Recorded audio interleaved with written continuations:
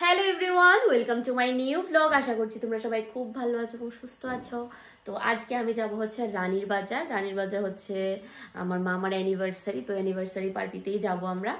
তো চলো আগে রেডি হয়ে নিই, তারপর তোমাদের সামনে আসছি আবার। টাটা।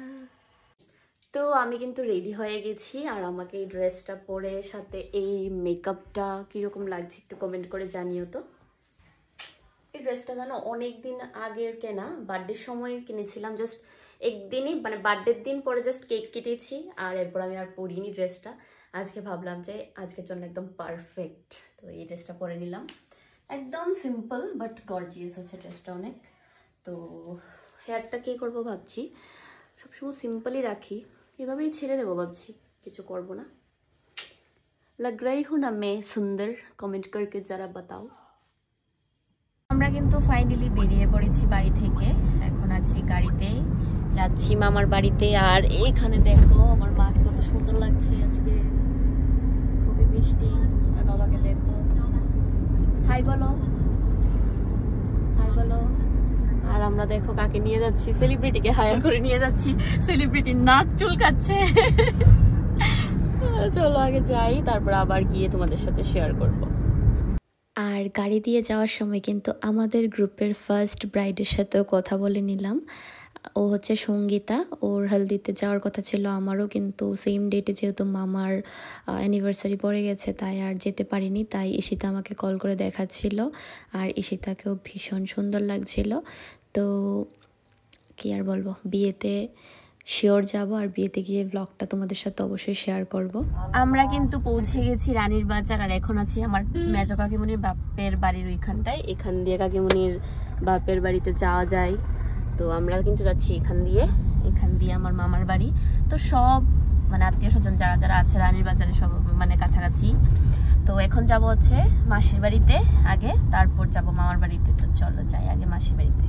আমরা কিন্তু চলে এসেছি মাসির বাড়িতে। মাসি রেডি হয়ে গেছে, দেখো কত সুন্দর হয়ে গেছে আগে থেকে। আর আমার লুক, পুরো লুকটা দেখো। এই দেখো, সবাই বলে আমার মার চেহারা আর মাসির চেহারা নাকি সেম। একটু কমেন্ট করে তোমরা জানিও তো সেম নাকি। এইটা হচ্ছে দেখো আমার মামা মামির অ্যানিভার্সারি গিফট মাসি দিচ্ছে, কত সুন্দর হয়েছে দেখো। তোমরা কমেন্ট করে জানিও। আর আমরা কোনো গিফট আনিনি, কারণটা হচ্ছে 1 বছর আমরা কিছু দিতে পারবো না কাউকে, এটা নিয়ম, কালো সুজ। তাই আমরা এখন যাচ্ছি মামার বাড়িতে, এই তো সামনেই চলে এসেছি।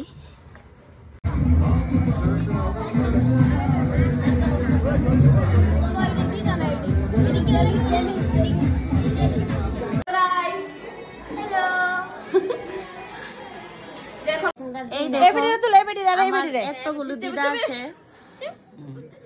হাই বলো সবাই, হাই দিদা, হাই কো। পিসি বানাতো, পিসি তো হাই কো। ও পিসি রে কইছে দিদা হাই কো, হাই কো। দিদা তুমিও হাই কো। না আমি জানি না, আরে হাই করো। পিসি রে কাল আমার বলা কইছে হ্যাপি অ্যানিভার্সারি কর, থ্যাংক ইউ।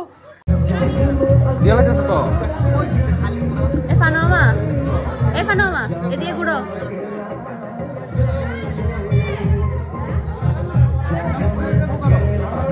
দেখো মামা মামির অ্যানিভার্সারি এসে বন্ধুর সাথেও দেখা হয়ে গেল। হাই বলো। আর বাইরে ডান্স হচ্ছে, চলো দেখাচ্ছি।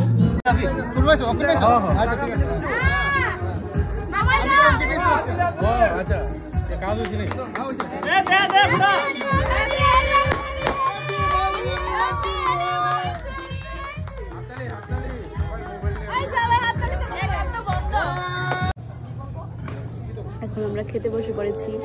মাছটা কেমন? মাছটা খুব ভালো। আর আমার ব্লগটা কিন্তু করে দিচ্ছে রিপন ব্লগারে, সরি রিপন সেলিব্রিটি। আমি এখানে ফুড ব্লগিং করছি না তো, ফুড ব্লগিং না কিন্তু আমার এটা।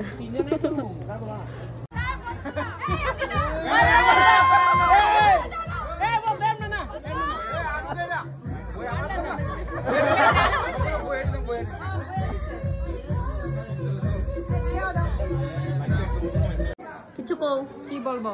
তোমার চ্যানেলটা আছে কও, ফলো করতে। আমার একটা চ্যানেল আছে, আমি যদিও এটা করি না এখন, তবু তোর বান্ধবীদের বলিস, নামটা বলে দাও কি? বুলটি দাস।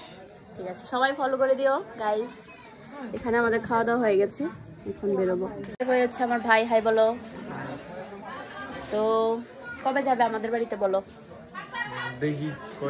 আর আমার ব্লগে কি বলতে চাও? ইচ্ছা না। সবাইকে বলো ফলো করতে, ফলো করো সবাই, আর সাবস্ক্রাইব করো, আর লাইক কমেন্ট করো।